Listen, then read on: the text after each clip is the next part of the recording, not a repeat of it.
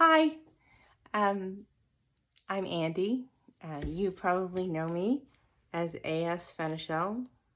Might be backwards, not sure. Um, so I thought I'd make a video for a few reasons. The first reason being I am terrified of reading aloud, and this seems like a good way to face that fear and perhaps conquer it. I'm afraid of it because I'm very bad at it. Um,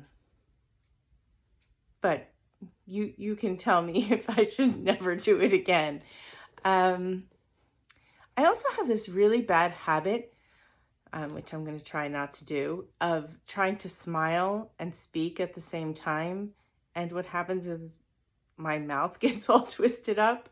And so I'm really going to try not to do that. Because then when I look at it later, I'm like, why is my mouth crooked? But I think it's because I try to smile and speak and it doesn't work. Um, I didn't color my roots, so forgive me. And I thought I would read a little bit of Capturing the Earl. It came out a week ago today, and it's had some really lovely reviews, not just from Publishers Weekly, but I mean, just you all have been so kind, and I can't tell you how much I appreciate it. Oh, another reason for doing the video is it gave me an excuse to put makeup on, which doesn't happen that often these days. So thank you for that. So I'm going to read the beginning, the prologue of Capturing the Earl. And I don't think I'm going to read the entire prologue, but we're going to give this a try, and you can let me know if I should ever do it again. Mercedes Heath shook her head. She must have heard him wrong. After all, why would Wesley Renshaw, the Earl of Castlewick, want to dance with her? The ballroom was loud and awash with activity. The Duke of Breckenridge lived in one of the largest townhouses in London, but it was still enough of a crush that she might have misunderstood the charming Earl. Miss Heath. Wesley's light brown eyes sparkled with some amusement only he understood. I beg your pardon, my lord. Mercy tried to be polite, but it came out sharper than she'd planned. Mercy was tall for a woman, but the Earl was still a few inches taller, with the broadest shoulders she'd ever seen. She had a fleeting thought about what he must do to stay so muscular, but brushed the wayward notion aside. His dark blonde curls fell over the golden tan of his forehead, but his bright eyes glinted with browns and golds, or at least she imagined they did. Mercy spent so much time admiring him that once again she had missed what he said. Her Aunt Phyllis had urged her to put her spectacles in her reticule and stop hiding her pretty face. She had done so to appease her only living blood relative, but found herself out of sorts with her vision blurred. However, she saw well enough to note his offered arm, indicating he did indeed wish to dance with her. As she had missed the opportunity to give some random excuse for why she couldn't possibly dance with him, she placed her hand on his arm, and they joined the other dancers. The conductor tapped his wand and a waltz began. Mercy tried not to notice the missed notes, an out-of-tune second violin, but the sound grated on her nerves. Wesley placed a hand at the small of her back a bit more firmly than was strictly necessary. Turning her attention to him, she asked, "Have I been rude?"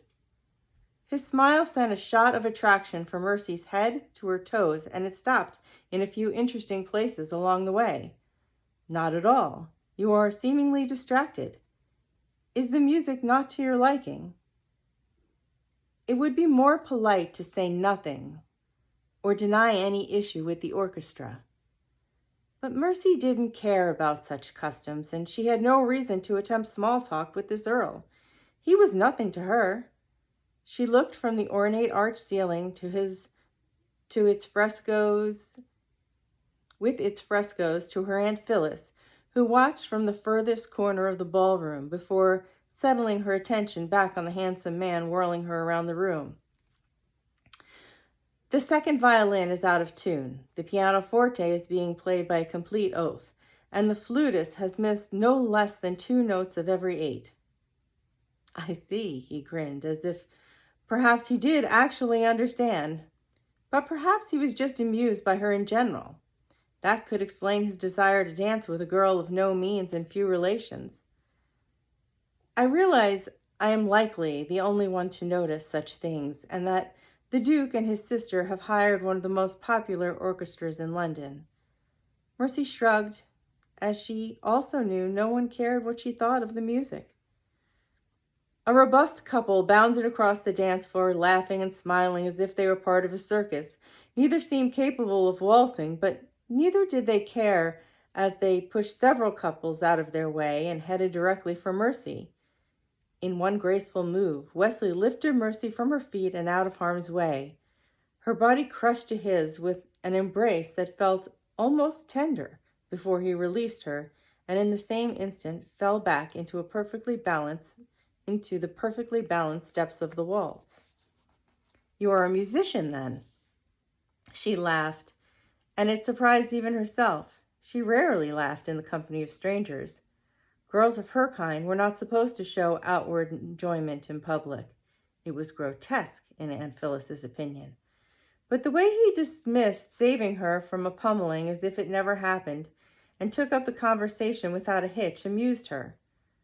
"I would not call myself as such, but I do play." "Yet you hear every nuance. I think you might be being modest." His firm hand on her back guided them easily around the room and sent heat through her in a way no other man ever had. Mercy had no response. If she said she was an accomplished musician, she would be a braggart. If she denied it, a liar. Remaining silent was her only choice. "I would like to hear you play sometime, Miss Heath."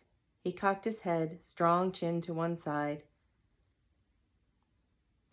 "I think I would enjoy that very much." The music ended. "Perhaps you will, my lord."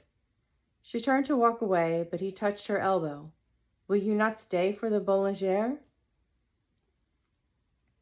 It was common for partners to stand up for 2 consecutive dances.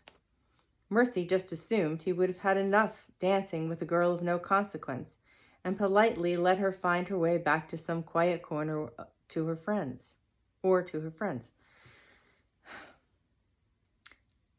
"If you wish, my lord." He offered his hand, and they joined the circle of dancers. The Boulanger left little time for chatting, but it did give her time to observe Wesley and how he interacted with others. He smiled politely at every woman he partnered, though never so wide as to give someone the wrong impression.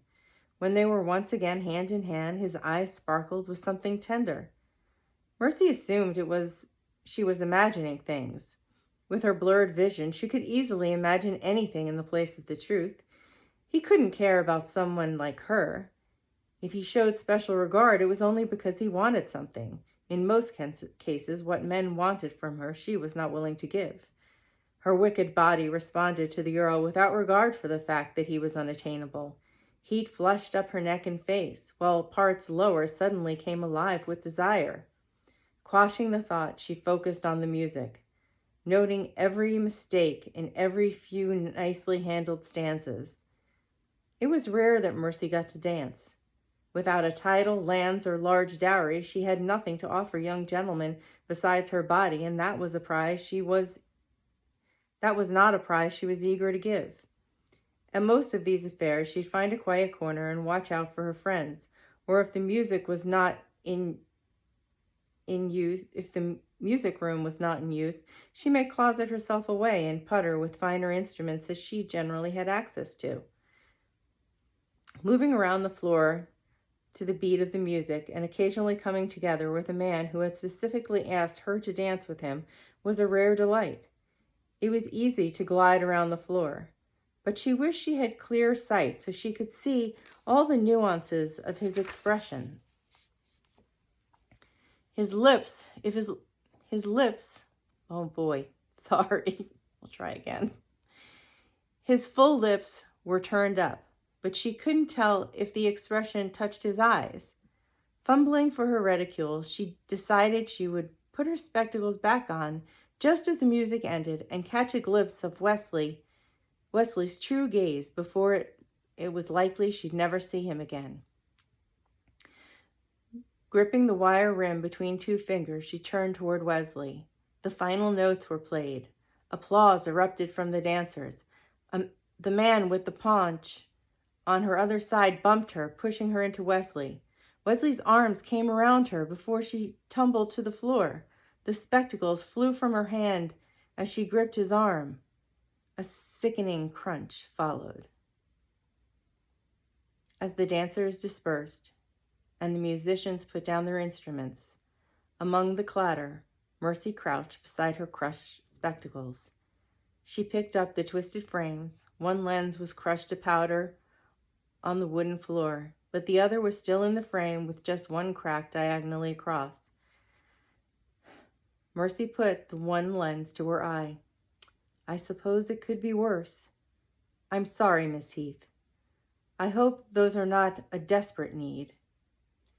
She had expected him to walk off when the others had, but he stayed with her and stood just behind. She drew a long breath and let it out. I shall survive, my lord. Firmly, he gripped her elbow and drew her back to standing. He studied the crushed wire glass in her hand. Do not injure yourself on the glass, miss. Ladies of worth didn't care if they could not see. It was more important to be lovely and to snare a fine husband with money and power. Mercy much preferred to see and to read. She needed to read the music of the masters as much as she required breath. Still, her weakness was too obvious in his presence, and heat crept up her cheeks. Plunking the ruined spectacles back in her reticule, Mercy forced a polite smile. Thank you, my lord. I am uninjured. I enjoyed the dance. She turned and strode toward the hallway where she could rush to the ladies' retiring room and recover herself. Wesley stayed at her side. To whom may I deliver you, Miss Heath? Halfway across the wide, grand foyer, she stopped and turned to him. You need not concern yourself, my lord. I am a grown woman and can manage to keep myself safe. My friends and my aunt are here tonight. Stepping until he was inches from her, his warmth spread through her. I can see you are upset, and I wish to help.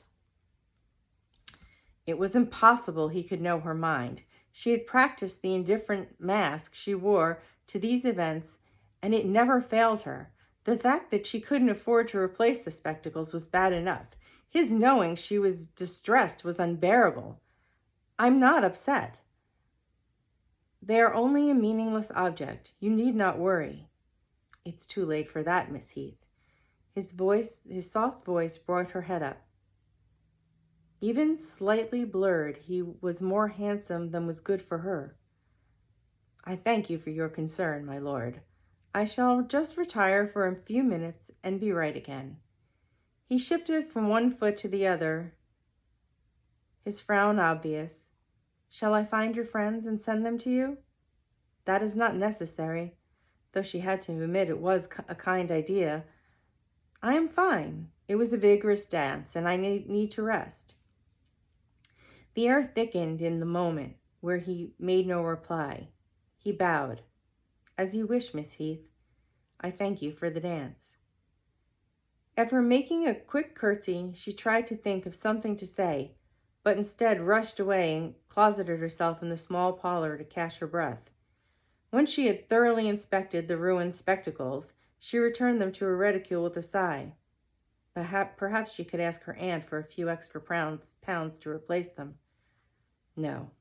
She would see if she could take on a few new music students and earn enough wage to buy a new pair.